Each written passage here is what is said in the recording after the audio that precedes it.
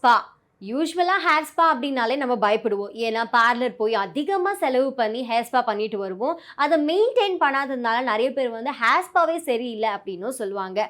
நிறைய செலவு பண்ணி ஹேர் ஸ்பா பண்ணி அதனால் வந்து டிசப்பாயிண்ட் ஆகிறதுக்கு பதிலாக வீட்டில் இருக்க ஆலோவேரா ஜெல், ரைஸ் அண்ட் ஓட்ஸை வச்சு ஈஸியான ஒரு ஹேர் ஸ்பாவை நீங்கள் ரெடி பண்ணலாம். எப்படி அந்த ஹேர் ஸ்பாக்கு தேவையான அந்த பேக்கை ரெடி பண்ணுறது அப்படிங்கிறது தான் இந்த வீடியோவில் பார்க்க போகிறோம். எப்படி பண்ணுறது, எப்படி யூஸ் பண்ணுறது அப்படிங்கிறத இந்த வீடியோ பார்த்து தெரிஞ்சுக்கோங்க. ஸோ வீட்லேயே நம்ம பண்ண போகிற இந்த ஹேர் ஸ்பாக்கு தேவையான ஆலோவேரா ஜெல், அடுத்து ஓட்ஸ் டேபிள் ஸ்பூன் அளவு ஒரு 2 ஸ்பூன் எடுத்துக்கோங்க. ஃபைனலாக அரிசியும் டேபிள் ஸ்பூன் அளவு ஒரு 2 ஸ்பூன் எடுத்துக்கோங்க.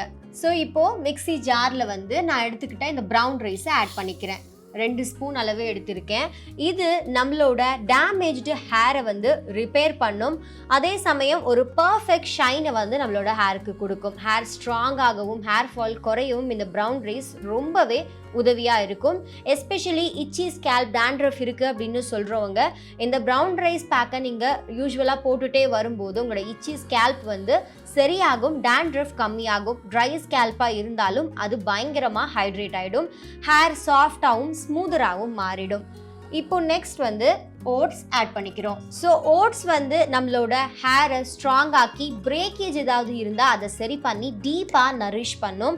ரொம்ப ரஃப்பாக ஹேர் வந்து ட்ரையாக இருக்குது அண்ட் ஸ்கேல்ப் ட்ரையாக இருக்குது அப்படின்னா அது அப்படியே ஆப்போசிட்டாக வந்து சாஃப்டாகவும் சில்கியாகவும் மாற்றிடும் ஓட்ஸ். உங்களோட ஹேருக்கு தேவையான, ஸ்கேல்புக்கு தேவையான அந்த ஆயிலை வந்து இது கொடுத்துரும். டேண்ட்ரஃப் ஃப்ரீ ஹேராக உங்களோட ஹேர் மாறிடும். இப்போ இதை ரெண்டுத்தையும் கொஞ்சமாக தண்ணி ஊற்றி மிக்சியில் அரைச்சி எடுத்துக்கலாம். ஸோ இப்படி அரைச்சி நான் ஓட்ஸையும் அரிசியும் எடுத்துக்கிட்டேன். இதை வந்து ஒரு பேனில் ஃபில்டர் பண்ணி எடுத்துக்கிறேன். ஏன் ஃபில்டர் பண்ணோம் அப்படின்னா நம்மளோட ஹேர் வந்து நம்ம சரியாக வாஷ் பண்ண மாட்டோம், ரொம்ப ரஃப்பாக ஹேண்டில் பண்ண மாட்டோம், சாஃப்டாக தான் ஹேண்டில் பண்ணுவோம். அந்த சமயத்தில் இந்த ஓட்ஸ் அண்ட் அரிசியோட சின்ன சின்ன பார்ட்டிகல்ஸ் வந்து நம்மளோட முடியில் ஒட்டிக்கும். அதனால் டேண்ட்ரஃப் வரதுக்கான பிரச்சனையும் இருக்குது. ஏன்னா அதை சரியாக நம்ம வாஷ் பண்ணாத காரணத்தினால. நம்ம அரைச்சி எடுத்துக்கிட்டதை ஃபில்டர் பண்ணி எடுத்துக்கோங்க. ஸோ இப்போ நான் இதை ஃபில்டர் பண்ணி எடுத்துக்கிட்டேன். இப்போது ஸ்டவ்வை ஆன் பண்ணி ஒரு 5 மினிட்ஸ் அதை அப்படியே கிளறி விட்டுட்டே இருக்கணும். நீங்கள் ஸ்டிர் பண்ணிகிட்டே இருக்கும்போது இப்போது வாட்டர் கன்சிஸ்டன்சியாக இருக்க இது கம்ப்ளீட்டாக வந்து ஒரு மாதிரி மாஸ்க் பேஸ்ட் கன்சிஸ்டன்சியில் மாறிடும்.